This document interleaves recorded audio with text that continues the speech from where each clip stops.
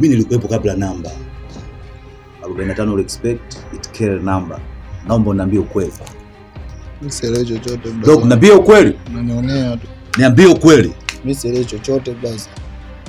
Takutupa, niambie ukweli. Mimi sielewi chochote blaza.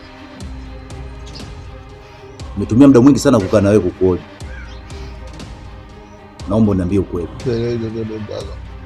Habari zimetufikia hivi punde. Kikundi cha kabila la Wahadzabe wameingia mji. Niambie ukweli. Watu hao wameonekana hawajaja kwa habari, ila wamekuja kwa ajili ya kufanya na kula nyama za watu. Kama mnavyofahamu, Wahadzabe ni wala nyama, basi inaonekana vurugu itakuwa kubwa sana.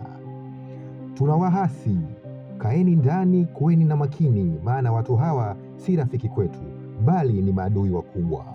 Wahadzabe wameingia kufanya fujo Tanzania na kututeketeza.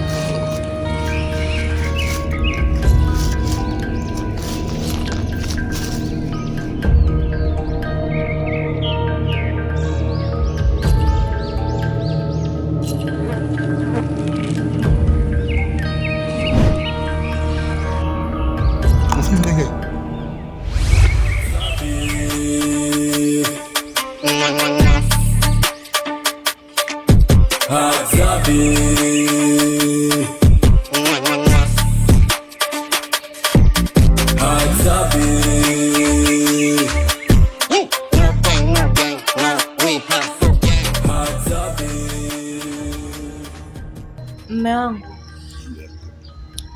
hivi tutaishije sasa? Ingali hali nchini tayari imeshachafuka. Wahadzabe tayari wameingia nchini. Biashara zetu tutaziendeshaje? Swala la Wahadzabe kuingia, hiyo ndio fursa kwangu au fursa kwetu. Dili zangu na imani zitaenda sawa. Usiwe na hofu juu ya swala hilo. Sawa mume wangu, nakuaminia jembe langu. Na habari gani na nyinyi? Zile taarifa tulizozisikia kwamba Azabe ameingia ni kweli, hata sisi tumeonana nao macho hivi blaza. Azabe kuingia, hiyo ndio fursa kwetu au fursa kwangu. Kila kitu kitaenda sawa. Huu ndio muda wa kumiliki pesa, na maana kila kitu kitaenda sawa. Sawa vijana? Ndio mkuu.